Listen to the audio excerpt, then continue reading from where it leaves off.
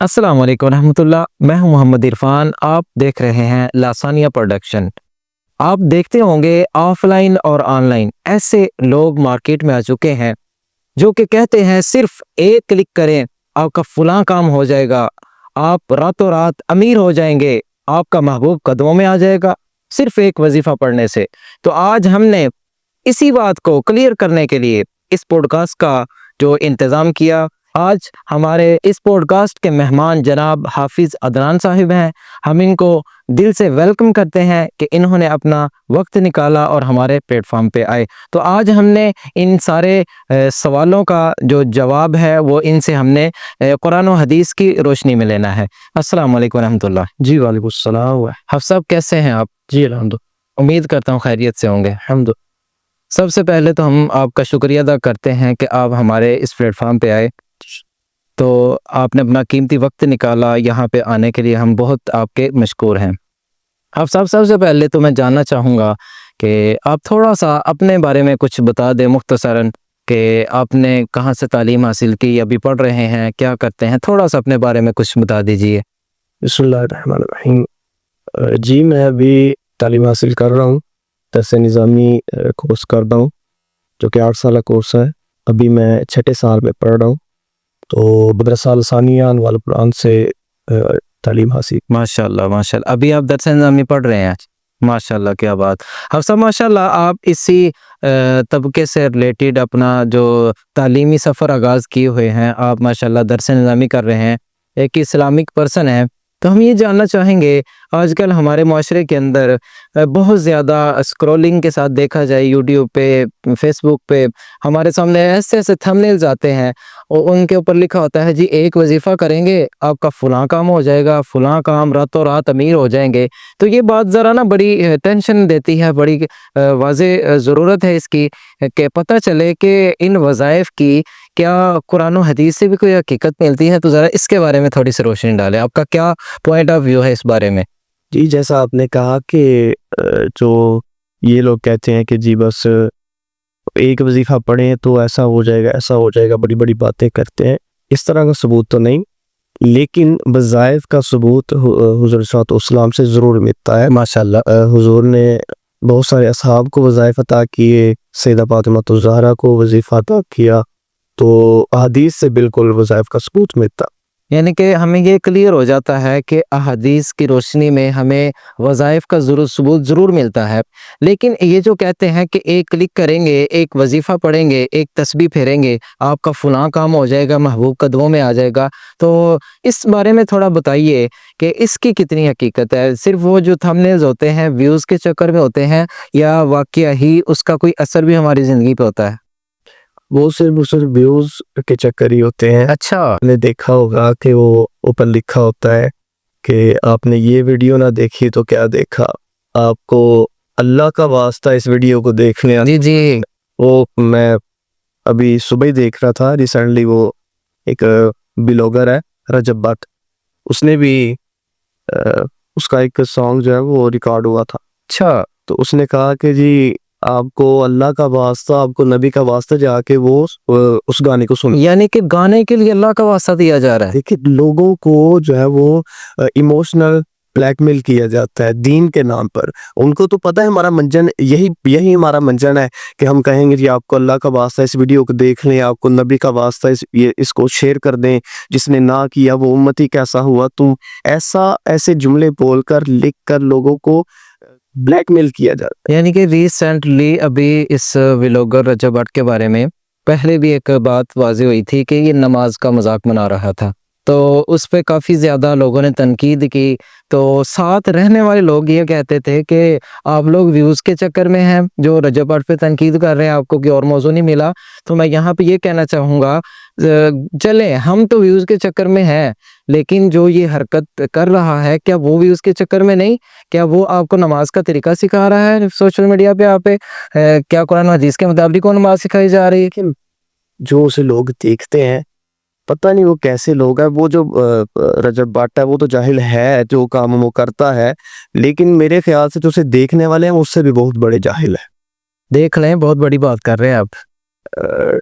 देखिए कोई नाराज होता है तो हो जाए, کوئی بات نہیں، لیکن میں بات ٹھیک کر رہا ہوں، صحیح بات، یعنی کہ جو بات اس سمجھنے والے لوگ ہیں وہ میری بات سے اتفاق کریں گے کہ وہ پتہ نہیں کیا، وہ کبھی باپ کے کان کھینچ رہا ہے، کبھی کچھ کر رہا ہے، کبھی کچھ کر رہا ہے، تو لوگ اسے دیکھ رہے ہیں، پسند کر اسے یعنی کہ اب اس حرکت تک وہ پہنچ گیا ہے، یہاں تک پہنچ گیا کہ ابھی اللہ کے واسطے دیکھ کے کہہ رہا ہے کہ میرا گانا سنا جائے. جی، وہاں پر لڑکیاں، اور اس نے آدھے لڑکیوں نے کپڑے پہنے، اور وہاں پر وہ کہہ رہے ہیں اللہ نبی کا واسطہ جا کے وہ دیکھے. یعنی کہ جو لوگ اس کو دیکھتے ہیں، یعنی کہ وہ یہ نظریہ رکھتے ہیں کہ یہ بندہ صحیح کام کر رہا ہے. جی، تو میں یہ بتانے کا صرف مقصد یہ تھا کہ لوگوں کو بلیک میل کیا جاتا ہے واسطے دے کر، اللہ کا نام لے کر، نبی کا نام لے کر، وظیفہ، جی آپ یہ وظیفہ کر لیں، آپ کو اللہ کا واسطہ ایسا ہو جائے گا، ایسا ہو جائے گا.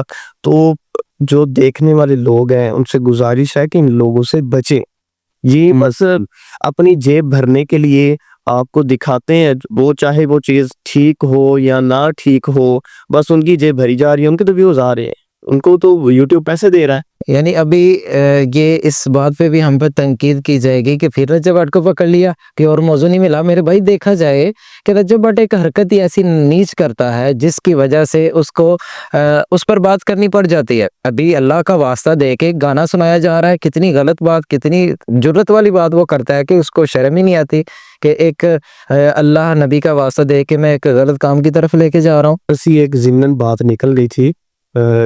بتانا اصل میں میرا مقصد یہ تھا کہ اس طرح کے لوگ جو ہے وہ وظائف کہتے ہیں، جی آپ کو اللہ کا واسطہ اس وظائف کو کر لیں، اس یہ ویڈیو شیئر کر دیں. تو ایسے وظائف کی ایک حقیقت نہیں ہے. حقیقت ہے تو صرف قرآن و حدیث کے جو وظائف ہے. یعنی کہ دیکھا جائے آج کے معاشرے کے اندر اتنی یعنی کہ افراتفری ہے، لوگوں کو کاروبار اتنے اچھے نہیں ہیں، بہت زیادہ لوگ اتنے اچھے پیسے نہیں کماتے. وہ یہ چاہتے ہیں کہ یار کوئی ایسا قرآن حدیث میں وظیفہ مل جائے جس سے ہم اس کو پڑھیں گے تو ہمارے رزق میں اضافہ ہو جائے، کوئی غیبی مدد ہو جائے، اللہ تعالیٰ کوئی ایسی بات ہمارے ذہن میں ڈال دے جس کی وجہ سے ہم وہ کام کریں تاکہ ہمارے رزق میں اضافہ ہو جائے. تو کوئی ایسا وظیفہ قرآن و حدیث سے ہمیں ملتا ہو جس کی بدولت ہمارے رزق میں برکت ہو جائے تو وہ ارشاد فرما دیں. جی، بہت سارے وظائف ہیں جن سے رزق میں برکت ہوتی ہے.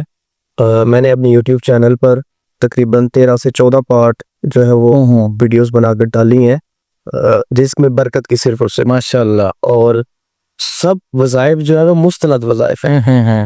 یہ نہیں ہے کہ میں نے ادھر سے پکڑا اور ادھر سے پکڑا، اس کی تصدیق نہیں کی اور لوگوں کو بتا دیا، نہیں. مستند وظائف حوالوں کے ساتھ احادیث جو میں نے بیان کی ہیں. ایک دو میں آپ کے پلیٹ فارم پہ جی ضرور بتائیں. آپ کہا میرے آقا علیہ السلام کی بارگاہ میں ایک شخص حاضر ہوا، عرض کی یا رسول اللہ رزق میں بہت تنگی ہے، آپ کچھ وظیفہ عطا کریں. تو میرے آقا علیہ السلام نے فرمایا کہ جب تم گھر میں داخل ہو تو اپنے گھر والوں کو سلام کرو اور ایک مرتبہ سورہ اخلاص پڑھو. ماشاءاللہ. تو یہ سلام کرنا تمہارے گھر والوں کے لیے باعث برکت ہوگا. ماشاءاللہ ماشاءاللہ. اور وہ جو صحابہ کرام بیٹھے ہوئے تھے اس وقت، وہ فرماتے ہیں کہ ہم انتظار کرنے لگے کہ وہ شخص دوبارہ آئے اور آ کر ہمیں اس کا نتیجہ بتائے کہ کیا بنا. تو صحابہ فرماتے ہیں کہ وہ جب واپس آیا نا شخص کچھ دن کے بعد، تو آ کر کہتا ہے یا رسول اللہ، آپ نے جو مجھے وظیفہ دیا تھا، میں نے یہ وظیفہ کیا، اللہ نے اس کی برکت یہ کی کہ میرے رزق میں تو برکت ہوئی، لیکن میں لوگوں کو دینے والوں میں سے بن گیا. ماشاءاللہ. میں لوگوں کو دیتا ہوں، پہلے لیتا تھا اب دیتا ہوں. اور وظیفہ بھی حضور نے وہ بتایا سورہ اخلاص، حضور نے فرمایا بالکل جو ہر ایک انسان کو آتی ہے، ہر ایک بچے کو آتی ہے، بڑے کو بھی آتی ہوتی ہے، بالکل ایسا ہی ہے. چھوٹی سی چھوٹی صورت ہے. اور حضور نے فرمایا سلام کریں، اور یہ صحابہ کرام کا بھی مقبول تھا سلامتی بھیجنا مومنوں پر، یہ باعث برکت. ماشاءاللہ. اس میں کیا بات. دیکھا جائے تو آج کل دیکھتے ہیں جی فلاں کام کریں فلاں کریں کہ رزق میں اضافہ ہو جائے گا، لیکن ہم اصل حقیقت کی طرف نہیں آتے کیونکہ حضور علیہ السلام کے فرامین بالکل حق اور سچ ہیں. تو حضور جو آپ یہ عقیدہ رکھیں کہ حضور جو فرما دیتے ہیں وہ بالکل ایسے ہی ہو جاتا ہے. میں ضمناً ایک اور حدیث عرض کر دوں رزق میں برکت، بالکل، اور یہ بھی بات واضح کر دوں کہ حضور جو فرما دیتے ہیں وہ. اسی کے حوالہ سے ایک اور وظیفہ میں بتاتا چلوں جو بزنس مین لوگ ہیں، تاجر حضرات ہیں، ان کے لیے. میرے آقا علیہ السلام نے رب تعالیٰ کی بارگاہ میں عرض کی، اللہ جو صبح کا وقت ہے، دن کا جو ابتدائی حصہ ہے، اس میں میری امت کے لیے برکت رکھ دے. ماشاءاللہ. دعا کی حضور نے. تو ایک صحابی جو تھے وہ تاجر تھے، انہوں نے حضور کی یہ دعا کو سنا بھی اور وہ فرماتے ہیں کہ میں نے اس پر عمل کرنا شروع کر دیا. میں نے جب بھی کوئی قافلہ روانہ کرنا ہوتا نا تو میں صبح کے آغاز میں کرتا. ماشاءاللہ, جو صبح کی ابتدا سے جو ہے وہ میں قافلہ روانہ کرتا, تو اس کی برکت سے اللہ مجھے مالا مال کر. کیا بات, سبحان اللہ. تو یہاں پر میں کہنا یہ چاہوں گا کہ جب حضور نے دعا کر دی تو آپ سمجھے کہ قبول ہو گئی. بے شک ایسے صبح کے وقت میں برکت ہے. اب جب ہم اٹھیں گے صبح 10 بجے, بالکل, یا پھر وہ یعنی کہ نوست ہی رہے گی نہ اللہ نبی کا نام لینا, نماز نہیں پڑھنی, اللہ کو سجدہ نہیں کرنا, شکر نہیں ادا کرنا, تو پھر اس گھر میں رزق بھی تو نہیں آ سکتا, برکت نہیں ہو سکتی. ایک اور آپ یہ بتا دوں, جو نے فرمایا کہ جس گھر میں قرآن پڑھا جاتا ہے وہاں پر برکت نازل ہوتی ہے. ماشاءاللہ, کیا بات. تو جب برکت نازل ہوگی تو رزق بھی نازل ہوگی. لا ریب کتاب ہے, اور اسی کے ساتھ ساتھ وہ جو رزق کی تنگی ہے اس کو بھی دور کر دے گی, اس کو بھی. ماشاءاللہ, یہ سنا حضور نے فرمایا برکت نازل ہوگی. بے شک ایسے ہی وہ گھروں میں کئی بھی سال گزر جاتے ہیں قرآن نہیں کھاؤں, ایسے ہی ہے. برکت. یعنی کہ قرآن مجید کو ہم نے قسمیں اٹھانے کے لیے, بیٹیوں کو رخصت کرنے کے لیے رکھ دیا ہے. یعنی کہ قرآن نہیں پڑھنا, وظائف کے پیچھے پڑھنا ہے. سب سے بڑا وظیفہ یہ ہے کہ قرآن پڑھا جائے, سنری پڑھی جائے, قرآن پڑھ. بالکل ماشاءاللہ, یعنی کہ ہم اپنے برکت ہو. فرائض کو پورا کریں, اللہ اس کے صدقے ہمارے رزق میں اضافہ فرمائے گا ماشاءاللہ. حافظ صاحب, کیونکہ وظائف ہی آپ بتا رہے ہیں تو ایک اور میرے ذہن میں آ رہا تھا, ابھی ریسنٹلی بچوں کے ایگزام گزرے ہیں مدارس کے, تو آپ اس حوالہ سے ذرا بتائیں. لوگ بڑے پریشان ہوتے ہیں, اکثر ایگزام کے دنوں میں پیروں کے پاس جاتے ہیں, جا کے کہتے ہیں کہ ہمارے یہاں پیپر, ہمیں کوئی ایسا تویز دے دیں, کوئی ایسا وظیفہ بتا دیں, ہم پیپروں میں پاس ہو جائیں.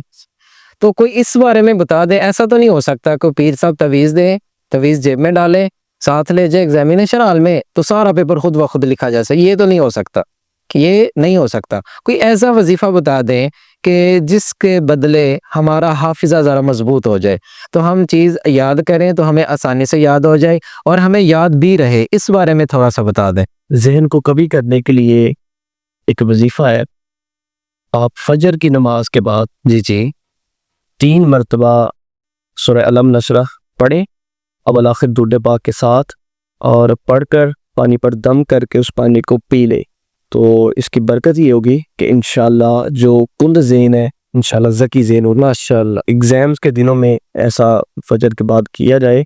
لیکن میں یہاں پر کہتے چلوں کہ یہ جو آپ نے پہلے بات کی کہ یہ ایسا وظیفہ نہیں ہے, بس آپ کو وہ 3 مرتبہ سوچ پڑھ کے آپ پانی پہ دم کر دیں اور پی لیں تو بس جی وہ اب ایگزامز یاد کرنے کی ضرورت ہی نہیں ہے, بس وہ گھل گیا ذہن میں آ گیا. ایسا نہیں ہوگا, آپ پوری تیاری کریں ایگزامز کی, آپ کوئی کسر نہ چھوڑے, پھر اس وظیفے پر عمل کریں انشاءاللہ. یعنی کہ یہ وظیفہ ہیلپ فل رہے گا ہمارا, جیسے پاسٹ پیپر ہوتے ہیں اس کا کام کرے گا ہمارے لیے انشاءاللہ. آپ پوری تیاری کے ساتھ جائیں, یہ وظیفہ کریں, اللہ تعالیٰ. اچھا آپ صاحب یہ بتائیے, وظائف پوچھے جا رہے ہیں, جو وظیفے کریں گے ان کے ذہن میں آتا ہے کچھ وظیفے گرم ہوتے ہیں, کچھ ٹھنڈے ہوتے ہیں. تو یہ بڑی میں نے بات سنی ہے, کچھ میں نے تھمبنیلز بھی دیکھے ہیں, بڑے بڑے لوگ کہتے ہیں جی یہ وظیفہ نہیں کرنا, یہ گرم ہوتا ہے, یہ ٹھنڈا ہوتا ہے, یہ کر لو. اس بارے میں کیا کہتا ہے, کوئی وظیفے گرم ٹھنڈے بھی ہوتے ہیں؟ جی بالکل, وظیفے ہوتے ہیں ٹھنڈے ہوتے ہیں, لیکن یہاں پہ میں ایک اصول عرض کر دوں, یہ بہت ہیلپ فل رہے گا آپ کے آڈینس کے. اچھا, اور ان کے ذہن میں یہ اکثر سوال آتے رہے, مجھ سے لوگ پوچھتے بھی رہتے ہیں. یہ یاد رکھیے گا, جو حضور علیہ الصلوۃ والسلام کی طرف سے منقول وظائف ہے نا, جی وہ تمام کے تمام ٹھنڈے وظائف ہیں. یعنی کہ جو حضور علیہ الصلوۃ والسلام نے ارشاد فرمایا کہ یہ وظیفہ آپ کریں, وہ ٹھنڈے ہیں, وہ ان کا کرنے کا کوئی اثر ہماری ذات پر نہیں ہوگا, شخصیت پر نہیں ہوگا, نقصان اس کا نہیں ہوگا, اور ہر کسی کو اس کی اجازت ہوتی ہے. کیا بات, لوگ یہ بھانتے ہیں نا جی کیا وظائف کرنے کی اجازت لینا بھی ضروری ہے, تو جو حضور کی طرف سے وظائف منقول ہیں وہ تمام کے تمام ٹھنڈے ہیں, اور تمام کے تمام وظائف کی ہر کسی کو اجازت. ماشاءاللہ, یعنی کہ حضور علیہ الصلوۃ والسلام نے وظائف بتائے بھی, اور اس کے اندر کوئی قید نہیں رکھی کہ یہ فلاں فلاں بندہ کر سکتا ہے, ہر کوئی بندہ کر سکتا ہے. اور بتائیے بات گرم وظائف کی, تو کچھ ایسے وظائف ہوتے ہیں جیسے دشمن کو زیر کرنے کے لیے, یا دیگر وظائف اس طرح کے ہوتے ہیں, تو وہ وظائف گرم ہو سکتے ہیں, یا وہ اگر اجازت کے ساتھ نہ کیے جائے تو ان کا نقصان ہو سکتا ہے.